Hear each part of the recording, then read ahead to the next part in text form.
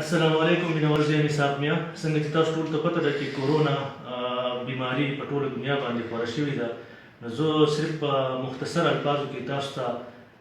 دا ښودل غواړم چې موږ په دې کې هینډ هایجین یا لاس څنګه وینځو که په هغه تکنیک سره موږ خپل لاسونه وینځل شروع کړو نو ډېره به ښه ځکه چې زموږ په لاسونو کې صحیح پاتې شي نو هغه ارګینزم هغه جراثیم هغه وایرس په پاتې شي او زموږ د هغه لاسو وینځلو به مکمل فایده موږ ته میلاو نه شي نو زه تاسو ته صرف دا یو څو تکنیک ښیم چې لاس به موږ څنګه وینځو ټول نه اول خو لاس لامده کوي په اوبو باندې بیا چې کوم صابون ستاسو سره وي هغه صابون په لاسو باندې راوالی څومره چې رااخیستی شئ او بیا دا لاسونه مږل شروع کړئ داسې بیا دا ورغوی چې دی دا بیا دا لاسونه داسې په یو بل کې دا ګوتې ورکړي او ووینځلی شي 15-16 پیرې بیا لاس له پاسه 15-16 پیرې داسې بیا 15-16 پیرې د ګس لاسو او د ښی لاس دواړه داسې دغه کې بیا دا ځایونه چې دي د ګوتې د دواړو لاسونو دا ګوتې چې دا داسې لاک کړی شي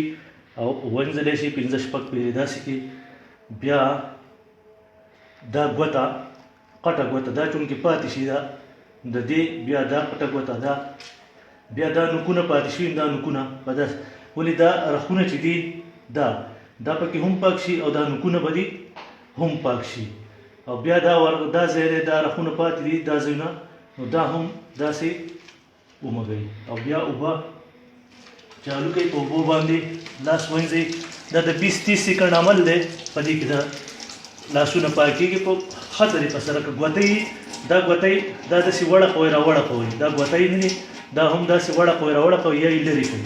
بیا چې تاسو کله لاس وچ کړئ تاسو چې کله لاس بیا وچ کړئ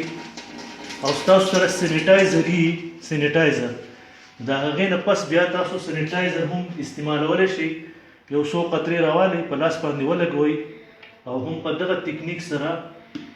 دا عمل دوهراو کوي داسې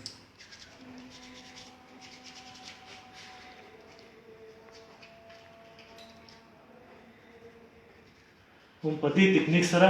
چې تاسو لاسونه وینځئ ولې چونکې مونږ کورونو ته راځو نو دا په دې لټونو پورې هم وي بل باید دا خبره وکړم چې تاسو په ډیټول یا سرپو یا عام صابون وغیره چې څه ستاسو سره دستیاب وي نو هغه د هغه په اوبو کې اچوئ او چې سهار کله راپاڅئ نو تاسو د دروازو د لټونه نه دي دا هم پاکوئ او بل کوشش کوئ چې په کور کې د فینایلو د ډیټولو یا سب هر څه چې ستاسو سره دستیاب دي چې ضروري نه ده چې د هغې پونچا یا د هغې په فرش باندې او ځای په ځای د هغې انتظام کوئ ټوایلټ باتروم وغیره نو د صفایي انتهایي ضرورت دی بل چې کوم دی نن الحمدلله مکمل کرفیو وه کرفیو خو ورته نه شو ولې لاکډاون و لیکن خلک چې کوم دی نه راوتی نو دغه شانتې دا یو څوارلس ورځې تاسو برقرار په کورونو کې ځان وساتئ ځکه چې دا ډېر یو خطرناکه بیماري ده او خطرناک وایرس دی نو چې دا قوم د دې نه بچ شي الله دې ستاسو او زموږ د ټولو حفاظت وکړي آمین